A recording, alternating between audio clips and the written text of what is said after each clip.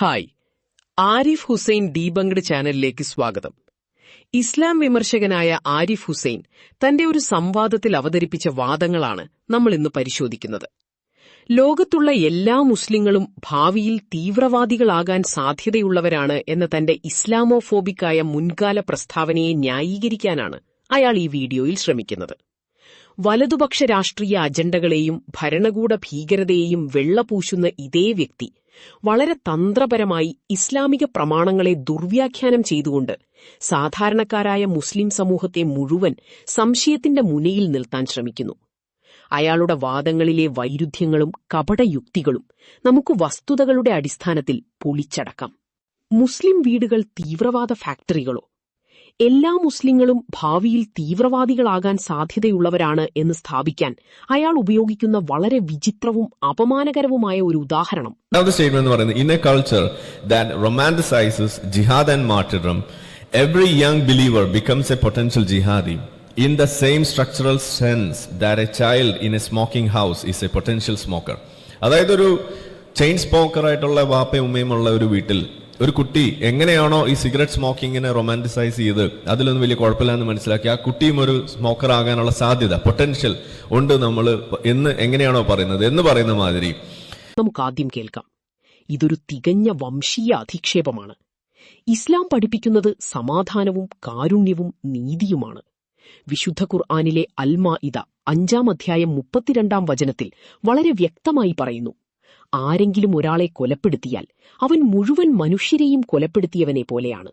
ആരെങ്കിലും ഒരാളുടെ ജീവൻ രക്ഷിച്ചാൽ അവൻ മുഴുവൻ മനുഷ്യരെയും ജീവൻ രക്ഷിച്ചവനെ പോലെയാണ്. ഈ വചനം പഠിച്ചു വളരുന്ന ഒരു കുട്ടി എങ്ങനെയാണ് നിരപരാധികളെ കൊല്ലുന്ന തീവ്രവാദിയാകുക? യഥാർത്ഥത്തിൽ ഒരു മുസ്ലിം കുടുംബത്തിൽ നിന്ന് ആരെങ്കിലും തീവ്രവാദത്തിലേക്ക് പോയിട്ടുണ്ടെങ്കിൽ അത് ആ കുടുംബം നൽകിയ ഇസ്ലാമിക പാഠങ്ങൾ കൊണ്ടല്ല, മറിച്ച് ആ പാഠങ്ങളെ കാറ്റിൽ പറത്തിയതുകൊണ്ടാണ്. ഇനി ഈ ഇസ്ലാം വിമർശകന്റെ യുക്തി നമ്മളൊന്ന് തിരിച്ചു പ്രയോഗിച്ചു നോക്കാം. ലോകത്ത് കോടിക്കണക്കിന് മനുഷ്യരെ കൊന്നൊടുക്കിയ സ്റ്റാലിനും പോൾപോട്ടും മാവോ സേതുങ്ങുമൊക്കെ മതമില്ലാത്ത നിരീശ്വരവാദികളായിരുന്നു.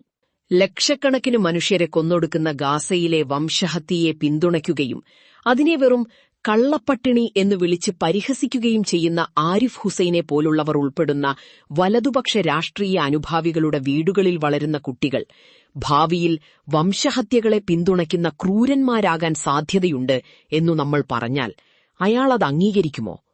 സ്വന്തം ആശയധാരയിലെ ചോരക്കറകൾ കാണാതെ മുസ്ലിം വീടുകളെ മുഴുവൻ തീവ്രവാദ ഫാക്ടറികളായി ചിത്രീകരിക്കുന്നത് തികഞ്ഞ കാപട്യമാണ്. ജിഹാദ് എന്ന പദത്തിന്റെ ദുർവ്യാഖ്യാനം. ജിഹാദ് എന്ന പദം കേൾക്കുമ്പോഴേക്കും അത് നിരപരാധികളെ കൊല്ലലാണെന്നു വരുത്തി തീർക്കാൻ അയാൾ പ്രവാചകൻ മുഹമ്മദ് നബിയുടെ ഒരു വചനത്തെ വളരെ മോശമായി വളച്ചൊടിക്കുന്നത് കാണുക. സുനൻ ഇബ്നു മാജ മദ്രസകളിൽ പഠിച്ചു വന്ന എന്താണ് ജിഹാദ് എന്ന് പറഞ്ഞു കഴിഞ്ഞാൽ ഉപ്പിട്ട് കൊടുക്കുന്നത് അല്ലെങ്കിൽ വെള്ളം കോരി കൊടുക്കുന്നതാണെന്നൊക്കെയാണ് നമ്മൾ പഠിച്ചത്. പക്ഷേ മുഹമ്മദ് നബിയോട് ചോദിക്കുന്ന ആ ചോദ്യമുണ്ട്, ഏതാണ് മികച്ച ജിഹാദ് എന്ന് ചോദിക്കുമ്പോൾ പറയുന്നു, നിനക്കും നിന്റെ കുതിരയ്ക്കും പരുക്ക് പറ്റുന്ന അല്ലെങ്കിൽ രക്തമൊഴുകുന്ന ജിഹാദാണ് ഏറ്റവും മികച്ച ജിഹാദ്. ജിഹാദിനെ കുറിച്ച് ചിന്തിക്കാതെ നീ മരിച്ചുപോയാൽ നീ കുഫറിനോട് അടുത്തു എന്ന് പറയുന്ന സാധനം ഇവിടെ വെച്ചിട്ട് ആളുകൾ ഇതിലേക്ക് നയിക്കുമ്പോൾ അത് സൂയിസൈഡ് ബോംബിംഗ് പോലെ അതിൽ സാധൂകരിക്കുന്ന അവസ്ഥ കൂടെ ഉണ്ടാവുമ്പോൾ ആ തരത്തിലുള്ള അധ്യാപനമൊന്നും മറ്റു മതങ്ങളിലുണ്ടെന്ന് പറഞ്ഞ് ഇന്നും അത് കൊണ്ടു നടക്കും. ഞാൻ എപ്പോഴും പറഞ്ഞു, ഇന്നത്തെ കാര്യമാണ് നമ്മൾ പറയുന്നത്, ഇന്നും അത് കൊണ്ടു നടക്കുന്നു. നമുക്കതേ കുറച്ച് ആധികാരികമായ ഒരു നബിവചനത്തിൽ പ്രവാചകൻ മുഹമ്മദ് നബിയോട് ഒരാൾ ചോദിക്കുന്നുണ്ട്, ഏതാണ് ഏറ്റവും മികച്ച ജിഹാദ്? പ്രവാചകൻ മറുപടി നൽകി, അനീതി കാണിക്കുന്ന ഒരു ഭരണാധികാരിയുടെ മുന്നിൽ സത്യം തുറന്നു പറയുന്നതാണ് ഏറ്റവും മികച്ച ജിഹാദ്. ഈ ഹദീസ് എന്തുകൊണ്ട് ഈ ഇസ്ലാം വിമർശകൻ മറച്ചുവെക്കുന്നു? കാരണം ഇത് അയാളുടെ അജണ്ടയ്ക്ക് ചേരുന്നതല്ല. ഇനി യുദ്ധവുമായി ബന്ധപ്പെട്ട ജിഹാദിന്റെ കാര്യം വരികയാണെങ്കിൽ മുഖ്യധാര ഇസ്ലാമിക പണ്ഡിതന്മാരും കർമ്മശാസ്ത്ര നിയമങ്ങളും ഫിഖ് അസന്നിഗ്ധമായി വ്യക്തമാക്കുന്നത് സായുധ പോരാട്ടം പ്രഖ്യാപിക്കാൻ വ്യക്തികൾക്കോ രഹസ്യ സംഘടനകൾക്കോ യാതൊരു അധികാരവുമില്ല എന്നാണ്. അത് ഒരു അംഗീകൃത ഇസ്ലാമിക ഭരണകൂടത്തിന് വലിയുൽ അംർ മാത്രം അധികാരപ്പെട്ടതാണ്. ഒരു രാജ്യത്തിന്റെ സൈന്യം രാജ്യരക്ഷയ്ക്കായി യുദ്ധം ചെയ്യുന്നതുപോലെ മാത്രമാണത്. ഇവിടെ വീണ്ടും അയാളുടെ ഇരട്ടത്താപ്പ് പുറത്തുവരുന്നു. മതേതര രാജ്യങ്ങൾ കോടിക്കണക്കിന് രൂപ മുടക്കി സൈന്യത്തെ ഉണ്ടാക്കി മറ്റു രാജ്യങ്ങളെ ആക്രമിക്കുമ്പോൾ അതിനെ പ്രതിരോധമെന്നും ദേശീയ സുരക്ഷയെന്നും വിളിക്കുന്ന ഇതേ ആളുകൾ ഇസ്ലാം ഒരു ഭരണകൂടത്തിന്റെ കീഴിലുള്ള യുദ്ധനിയമങ്ങൾ പഠിപ്പിക്കുമ്പോൾ അതിനെ തീവ്രവാദം എന്നു മുദ്രകുത്തുന്നു.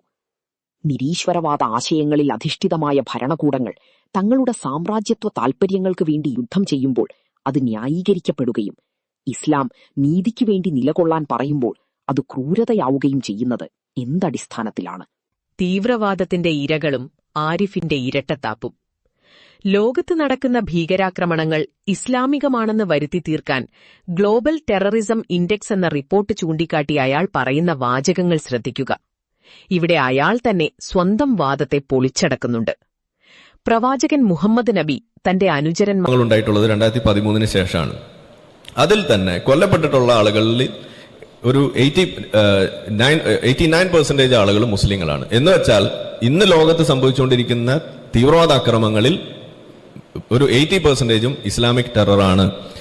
ഇസ്ലാമിക് ടെററിന്റെ ഭാഗമായിട്ട് കൊല്ലപ്പെട്ടുകൊണ്ടിരിക്കുന്ന ആളുകളുടെ നമ്പർ എടുത്തു കഴിഞ്ഞാൽ ഏറ്റവും കൂടുതൽ കൊല്ലപ്പെട്ടുകൊണ്ടിരിക്കുന്നത് മുസ്ലിങ്ങളാണ്. എന്ന് വെച്ചാൽ 10 പേര് കൊല്ലപ്പെടുമ്പോൾ അതിൽ 9 പേര് മുസ്ലിങ്ങളാണെന്ന് 9ഓളം ആളുകളും ഇന്ന് മുസ്ലിങ്ങളാണ് കൊല്ലപ്പെട്ടുകൊണ്ടിരിക്കുന്നത്. അപ്പോ ഞാൻ അതാ പറയുന്നത്, ഇസ്ലാമിക് ടെററിന്റെയും ഇസ്ലാമിന്റെയും ആദ്യത്തെ ഇര എന്ന് പറയുന്നത് ഭാവിയിൽ വരാനിരിക്കുന്ന ഖവാരിജുകൾ എന്ന തീവ്രവാദികളെക്കുറിച്ച് കൃത്യമായ മുന്നറിയിപ്പ് നൽകിയിട്ടുണ്ട്. സ്വഹീഹുൽ ബുഖാരിയിലെ വചനം കാണുക. അവർ ഖുർആൻ പാരായണം ചെയ്യും, എന്നാൽ അതവരുടെ തൊണ്ടക്കുഴികൾക്കപ്പുറം കടക്കുകയില്ല.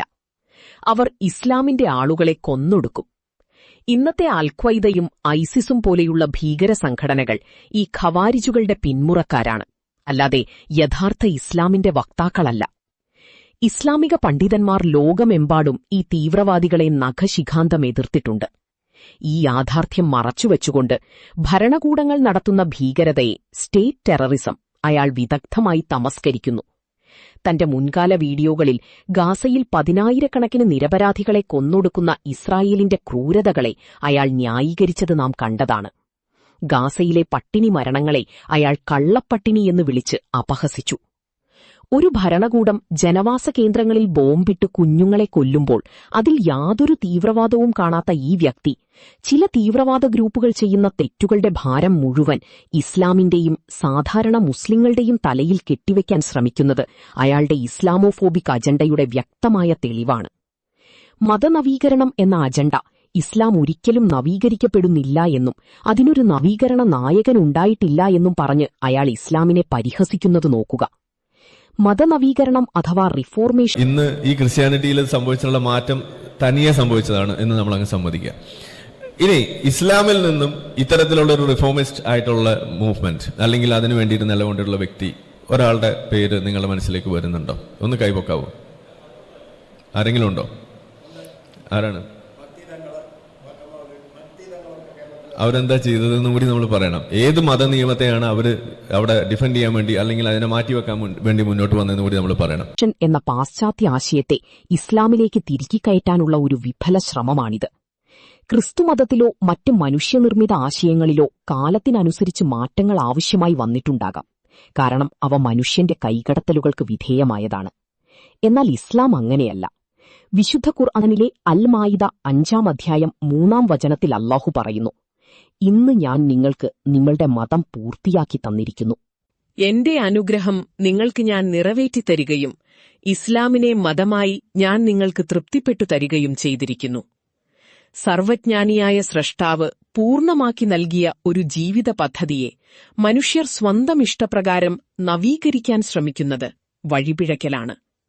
ഇസ്ലാമിൽ നവീകരണമില്ല, റിഫോർമേഷൻ, മറിച്ച് നവോത്ഥാനമേയുള്ളൂ, തജ്ദീദ്.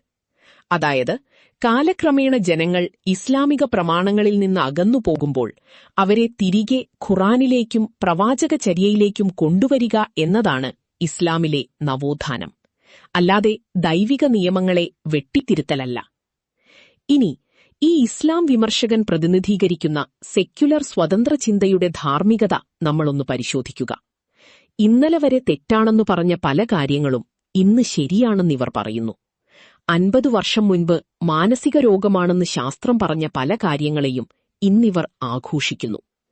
ഇന്നിവർ ശരിയാണെന്നു പറയുന്ന കാര്യങ്ങൾ നാളെ തെറ്റാണെന്നു പറയാൻ ഇവർക്ക് യാതൊരു മടിയുമുണ്ടാകില്ല. കാറ്റടിക്കുന്നതിനനുസരിച്ച് മാറുന്ന യാതൊരുവിധ സ്ഥിരതയുമില്ലാത്ത ഒരു ധാർമ്മിക വടക്കുനോക്കി യന്ത്രം വെച്ചുകൊണ്ടാണ് സ്രഷ്ടാവിന്റെ മാറ്റമില്ലാത്ത നിയമങ്ങളെ നവീകരിക്കണം എന്നിവർ ആവശ്യപ്പെടുന്നത്. ഇത് തികഞ്ഞ അസംബന്ധമാണ്. ചുരുക്കത്തിൽ, സ്വന്തം ആശയങ്ങളിലെയും താൻ പിന്തുണയ്ക്കുന്ന വലതുപക്ഷ രാഷ്ട്രീയത്തിലെയും ക്രൂരതകളെയും വൈരുദ്ധ്യങ്ങളെയും മറച്ചുവെക്കാൻ വേണ്ടി ഇസ്ലാമിനെ നിരന്തരം ആക്രമിക്കുക എന്നതാണ് ആരിഫ് ഹുസൈന്റെ ഏക ലക്ഷ്യം. മുസ്ലിം സമൂഹത്തെ മൊത്തത്തിൽ സംശയത്തിന്റെ നിഴലിൽ നിർത്താനും ഇസ്ലാമിക പ്രമാണങ്ങളെ ദുർവ്യാഖ്യാനം ചെയ്ത് ഇതര മതസ്ഥരിൽ ഭയം ജനിപ്പിക്കാനും വേണ്ടിയുള്ള ഈ അജണ്ടകളെ നാം അറിഞ്ഞിരിക്കേണ്ടതുണ്ട്. ഈ വീഡിയോ ഇഷ്ടപ്പെട്ടെങ്കിൽ ലൈക്ക് ചെയ്യൂ, Arif Hussain debunk channel subscribe ചെയ്യൂ, ഷെയർ ചെയ്യൂ. മറ്റൊരു വീഡിയോയുമായി വീണ്ടും കാണാം.